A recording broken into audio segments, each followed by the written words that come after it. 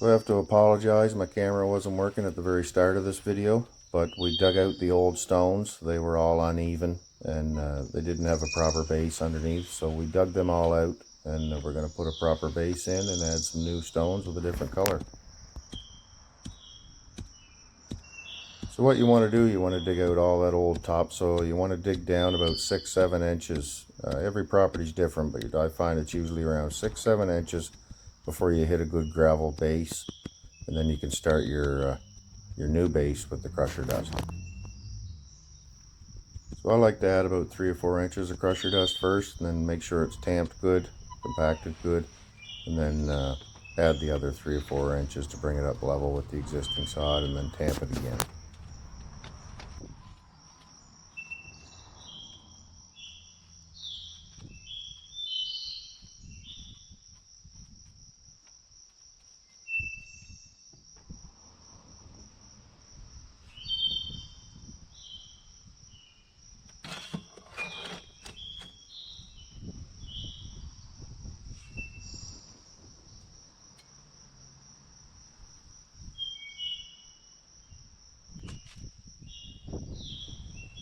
Here we'll just add a little bit of kind of a dusting of crusher dust on top of the compacted area. We won't compact this little bit.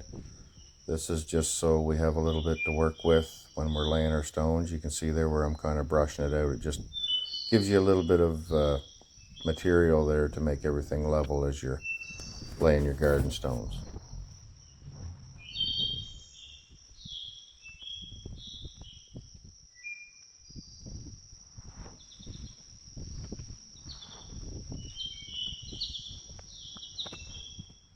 Now there's a couple different ways to lay these stones. One edge has a 6-inch wide face, the other edge has a 4-inch wide face. I like to keep the outside face all 6 inches. As you can see, there's a bit of a void in the back there, and I find that void gets filled in with topsoil as you fill your garden up and helps lock everything tight. So that's just the look I choose to go with. I like that. And then I stagger the next layer I put on, I'll stagger the seams. But if you like to have a 6-inch face and then a 4-inch face, all you do is lay one stone and then flip the other stone, and it'll give you that look as well.